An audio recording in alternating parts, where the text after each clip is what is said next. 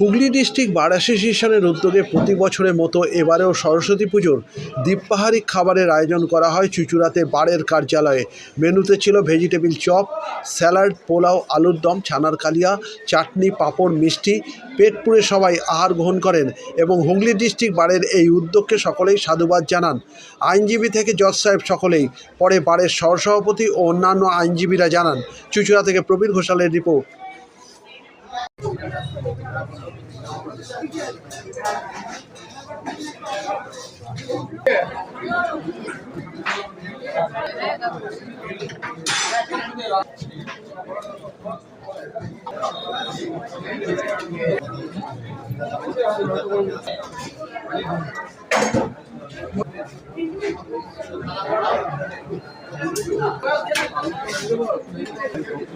আজ আমাদের সরস্বতী পুজো উপলক্ষে হুগলি ডিস্ট্রিক্ট বার অ্যাসোসিয়েশন একটা দ্বীপপ্রাহরিক ভোজনের আয়োজন করেছিল।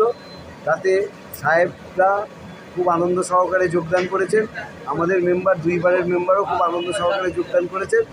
এই কাজ করতে পেরে আমরা খুব গর্বিত বোধ করছি। আপনার নামটা? হুগলি ডিস্ট্রিক্ট বার অ্যাসোসিয়েশন এইরকম বলিষ্ঠ পদক্ষেপ রাখুক এই কামনা করি। আমি হুগলি ডিস্ট্রিক্ট বার অ্যাসোসিয়েশনের একজন সদস্য। আমার এখানে কাজকর্ম সব কিছু হয়।